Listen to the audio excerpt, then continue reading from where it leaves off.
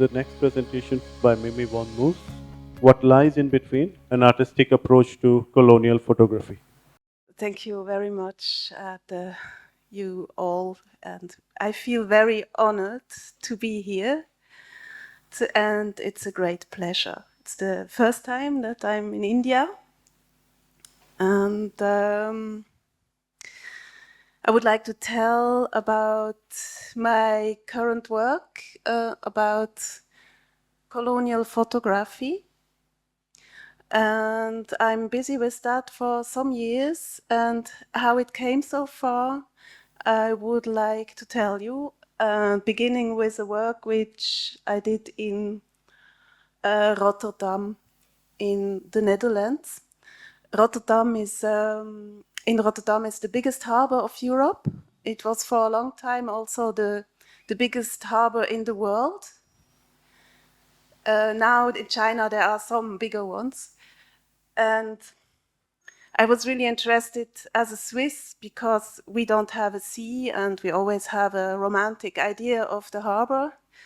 So I got a residency there and I explored the harbor and made a lot of research. And I will not tell you what I did artistically, but more about what were my conclusions and what I experienced by doing this research. And I, in fact, realized that we are living in a dualistic system, in a dualistic turbo-capitalistic system, which functions through this harbor.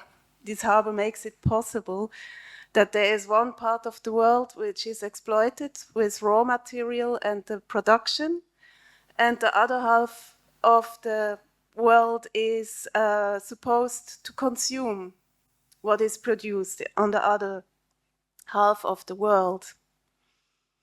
This harbor is so tremendously big. He has 40 kilometers length.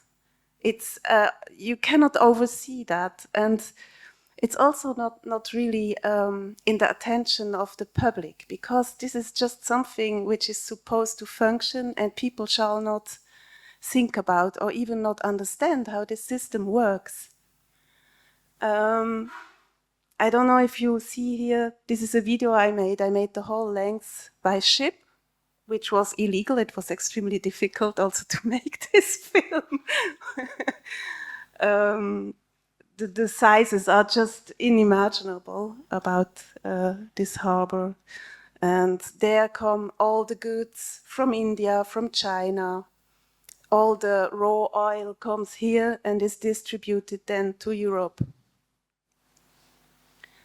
When I made this work, it became clear that I felt like in a little particle in a computer, in a system which is so much bigger than me and functions so well, and where the responsibilities for this tremendous violation of human rights and this exploitation of nature and human is always pushed away. No one is responsible, but the machine has to work.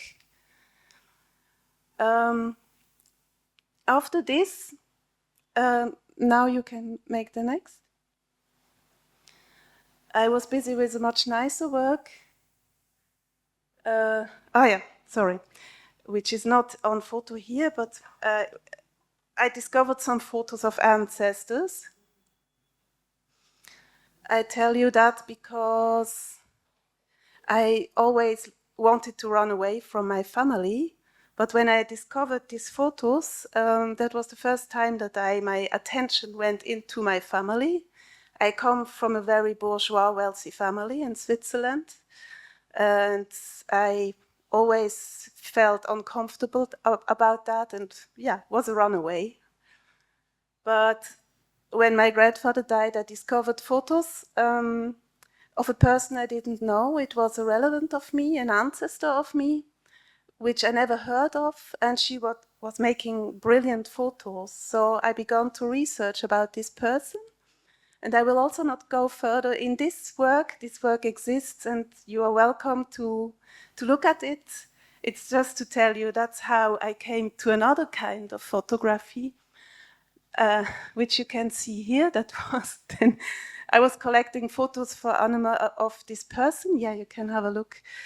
And then I came across this kind of album pages where you see some women in the mountains on skis.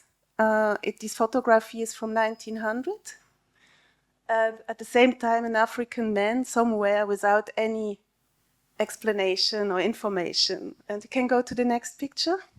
That was also among it. There you see, wow, wow, what is this? Yeah, it was really a shocker for me, and I really didn't know anything about the people and about who made this. So again, I began to research, and that's how I dived into the colonial topics. The history I will shortly tell. It's a great uncle of me who was in Congo. He was there asked by the King Leopold II from Belgium to be part of a commission of inquiry about the Congo atrocities, or about what should be called later as the Congo atrocities.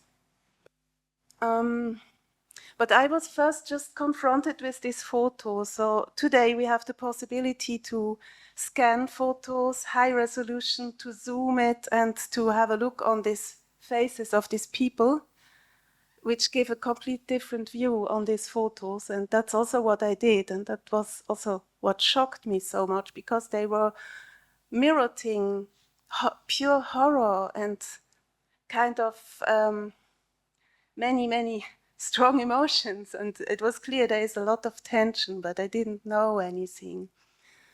There were also other photos. We can maybe go one further. This is also on my research. I find an old article on a regional Swiss newspaper, which was of the 1950s. There you see my great-great-uncle. He was already dead when this article appeared, but it was about his journey and his photos he made in Congo. This article is still mainly rather unreflected, colonialistic, in a colonialistic way, how they talk about this colonial history. Yeah, and here we have one of his photos. I have really difficulties to show the photos of the Black people. He made a lot of photos of Black people, of course, mainly. But the more I look at these photos, the more I have difficulties to show, because I realize the systematic of these photos. And if I look at the photos, I automatically repeat the violent act of colonization, because the photo is a representative of that. And that is now my journey, my artistic approach. I try to find out how can I approach these photos, and how can I show them in a way that it's not showing the view of the colonial gaze, wie sagt man das, supremacy, the supremacy system of European gaze on people from Africa and colonized states, which also is the history of India.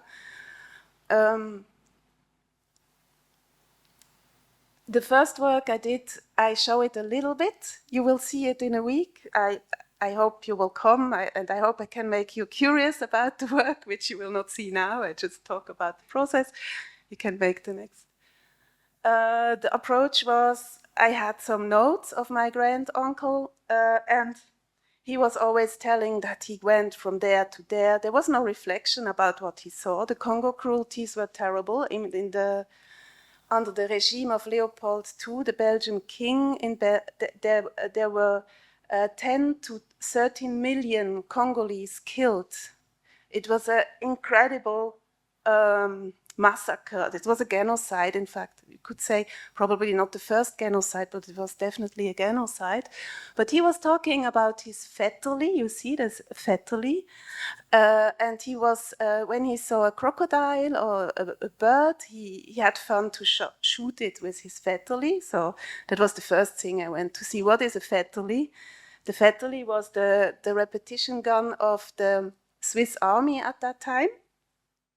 And now you can go back, because system, then I went in the archives and I find this kind of manuals for these guns, and it was the system vetterli. And that's really funny. That means vetterli is the name of the guy who developed this gun or this system. But vetterli means in German, has a double meaning. It means also nepotism. Yeah. Or corruption. Yeah.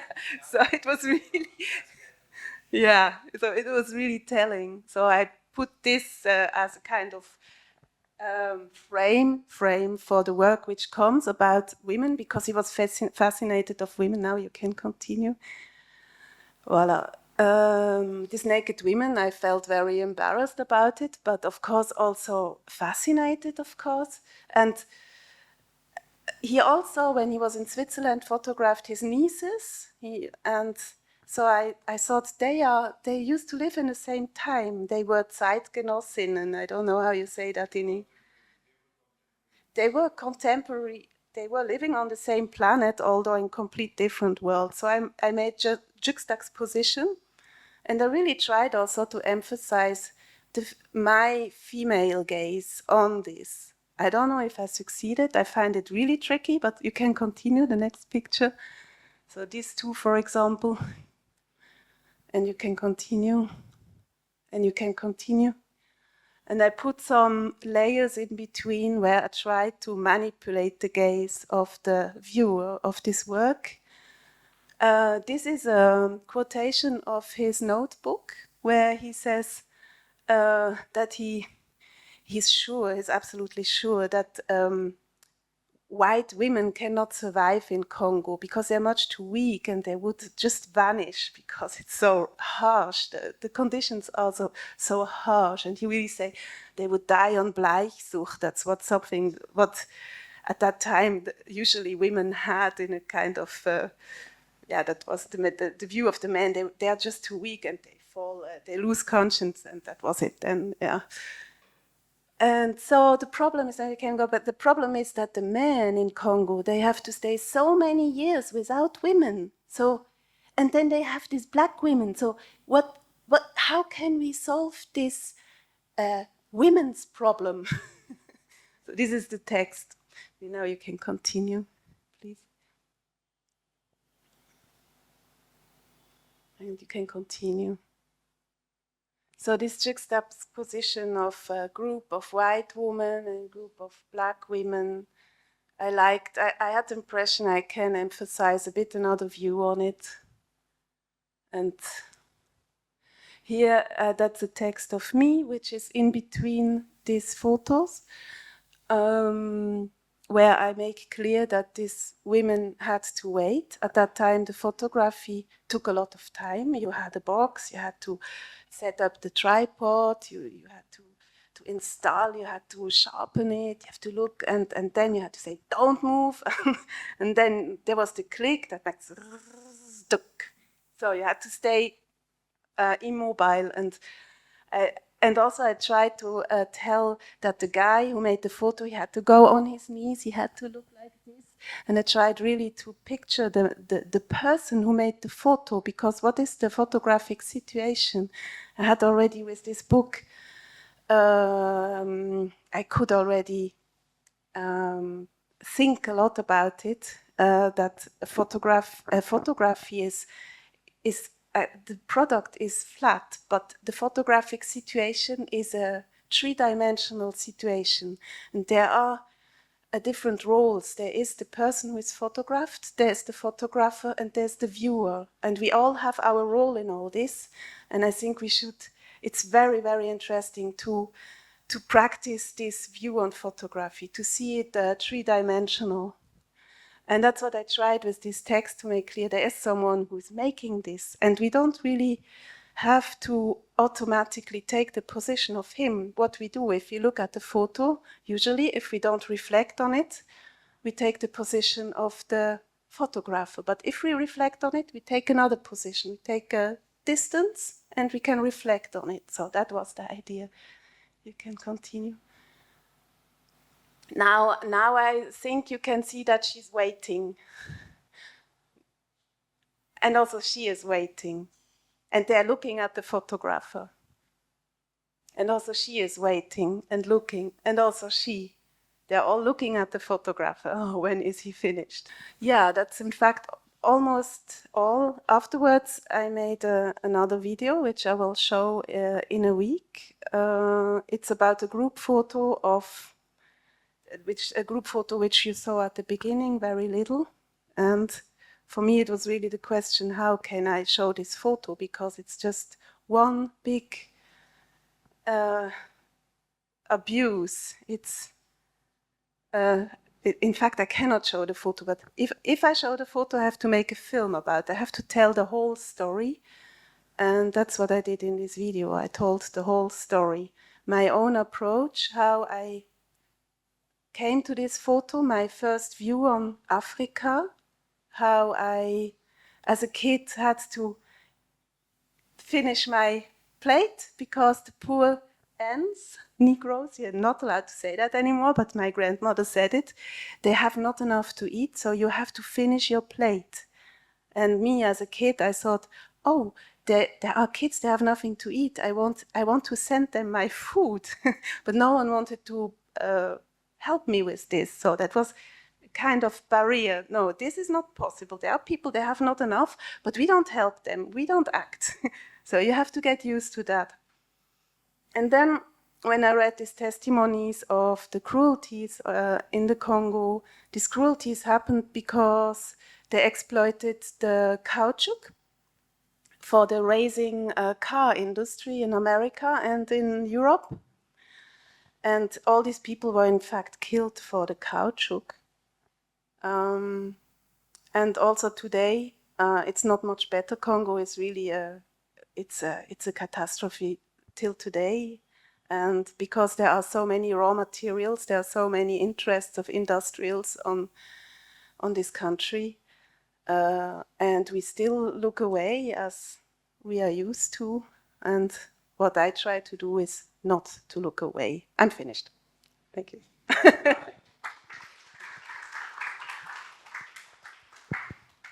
Thank you, Mimi. And whenever I see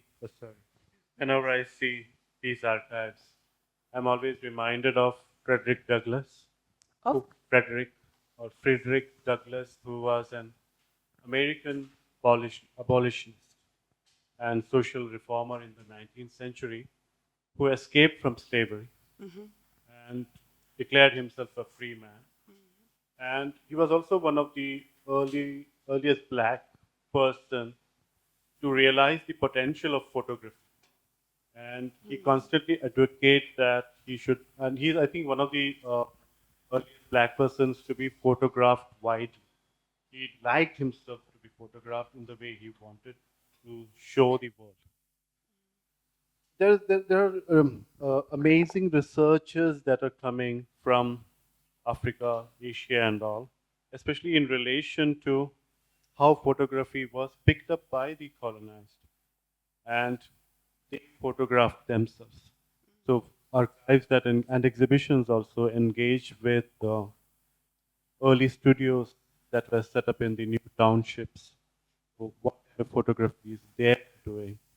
How they were seeing themselves, how they were projecting themselves, despite this kind of violent gaze.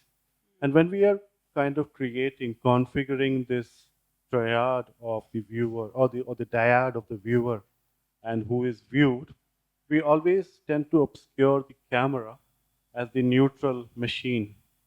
From that is what is used to be seen. But camera, the technology of camera is equally politically violent there. And Tiju Paul, again, a very important art, like I won't call him art historian, but he's a good writer on photography. He teaches at Harvard right now, and he's also a novelist. And he has talked about how throughout the history of photography and lens-based practices, it has remained as a, what you call, a very white, obsessed machine, that it has not developed the correct color to capture the black skin. So a lot of companies kind of avoided this. They did not even give attention to capturing the correct black color. And that's what the question, even the current or contemporary black filmmakers are also dealing with. They are also trying to find a resolution to this issue. But we need to also look at the camera, the machine, as an important partaker in this, the technology also. This is what I just thought of adding to this. Yeah, I absolutely agree. But in this case, I must say that the black people, I find they come out very good with this old camera, almost better than the white. You can maybe go one further, Yukita.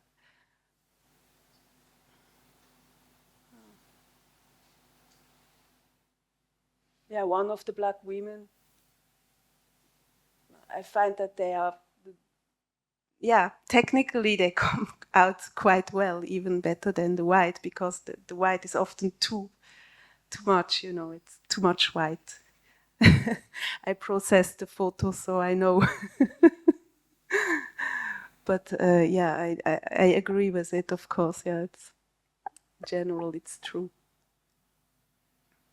Yeah, a question. Open it up for the discussion. It's not a question, but maybe some kind of remark. I think with the handy photograph,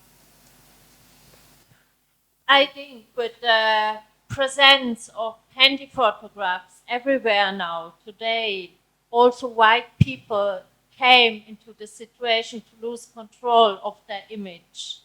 As it has been before, a very colonial, or let's say, I mean, there has been also photography of workers in Europe or people in Southern Europe where you had this asymmetric view from the top to down, a kind of social class.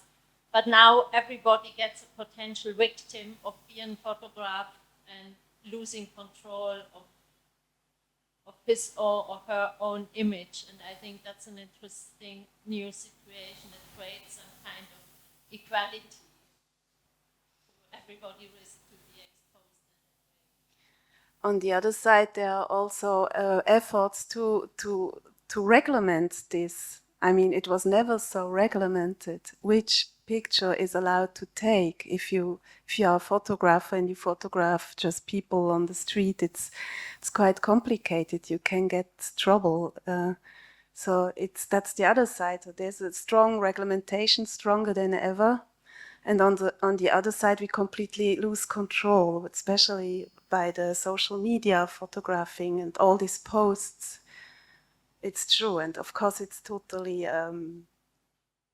wie sagt man? I don't get the words. I'm really tired today. This becomes we have too much. Inflationär. It's inflational. the photographies we have today. It's in fact a kind of photograph tsunami which is collapsing over us at the moment. It's a complete different situation than at the beginning of the photography. Just wanted to add, as a person that uses a photographic machine and not a handy, it's very different now. I have no problem to take pictures with the handy. No one will tell me everything. But if I come with my camera, it's getting difficult. And the other thing, what I see in this photograph is, you said you like the pictures of the white woman you like more, or you can find more interesting, or whatever. I don't know how you say. I have the impression that the relatives, the white women, they try to vanish, or they made to vanish. You see nothing of them, and they look so terribly unhappy. Probably they were. Yeah, probably they were. So that's for me. It's also an interesting point. Yeah, that was also for me. I mean, I was really wondering who is free here, which woman is free, and which one is submitted. But I think that the black woman was to submit, and that's also a topic in this Leporello. At the end, you will see a photo where the girls are dressed with a kind of sheets. I mean, like just sheets, and then they with a belt around their hips, and that's it. And just to learn them to be ashamed of their body. And today, if you show the photos to Congolese, they are a bit. They don't agree with the nakedness. They find it not okay that I show that. But I think at that time it was not a problem, because it was just quite. I think it was normal to walk around like this. So it's really delicate and complicated. And about what you said about the black people photographing themselves, or Africans photographing themselves, it's I know that, and I follow that, but I really decided to stay on our gaze. I'm really just interested to go very deep in this topic, to look at us. I cannot talk for the others. I can only talk for us. I can only talk for my family. I mean, I'm concerned because it's made by a family member. So when you mentioned that there is not a difference between a black and a white in photographs, how is there no difference? Because the gaze of a colonizer or a photographer will always match. We at times will also, not at times, most probably we also have to understand the politics of camera, right? And that will play a very crucial role when we document a black or a white. So is the difference not inevitably there always from a colonizer's point of view? Difference between what? No, because you mentioned there's no difference when you look at the gaze, right? You said there's no difference when you. No, for me, of course, for him, probably. I mean, probably. I try to get this gaze. I mean, I can try to get out of this gaze. I mean, I made this work to find a way to look in a different way on the phone, or maybe in a human way, just see the human, without hierarchy, without top to But down. how does one do away with that gaze given the approach of a camera? Because there is always a dominant and a submissive in a photograph, and that will always reflect. And how does one keep away from that? Because it's the image you're looking at. And you can't manipulate it, of course, even in your head. The thought, the concept, Yes, but you can manipulate. It's exactly what I try. I try the impossible. I try to manipulate. I try to put these layers with text in to try to turn the gaze off the viewer photo. I don't know if it works, but I try at least. Yeah. Because I, in a way, have the impression we have to get over it. Because I was on colonial photographic exhibitions. Many people tried already to deal with this problem, but I have the impression many fail. It's just too difficult. And these photos are hurting. They're just wrong. They are just representing something bad. But still they are here. Still we have to find a way to deal with it. And that's, in fact, the challenge I try to take and to discuss also. It's very interesting because, Mark, if you know about the young guy that the novel, it's the birth, and there's two women in the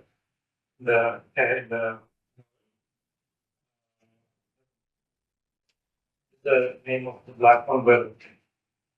I'm not really. So So actually the legal wife of the white man, and but then she is in the attic of his house, and he wants to marry. She's educated. She's self-enterprise white woman. So in their novel that the birth is produced as somebody is insane, animal-like, fully produced, noise, no like. This kind of produces the white woman, educated woman as the kind of civilized version of the human, and the plus the animal like primitive, no language, only screaming. If you read the novel carefully, both Bertha and Jane are actually in the same situation. Even though Jane actually claims say that he's a rich slave owner, the hero, and she that only once I finish my studies, once I get a job, once I have standing on my foot, I will marry you. So it's a kind of on the one side, it's a kind of liberal moment of the woman's emancipation. But if you read very carefully, what you are saying is very, to me, very evident. Both of them are victims.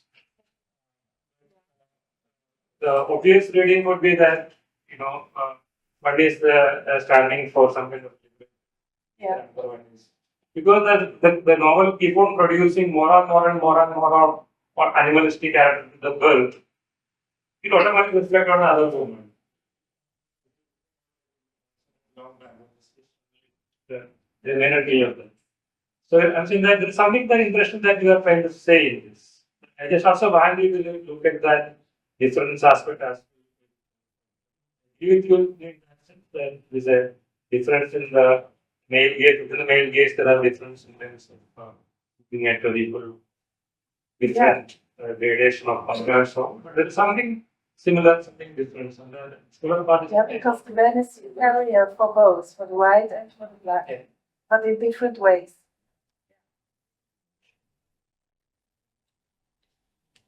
Okay, let's conclude the session and break for tea.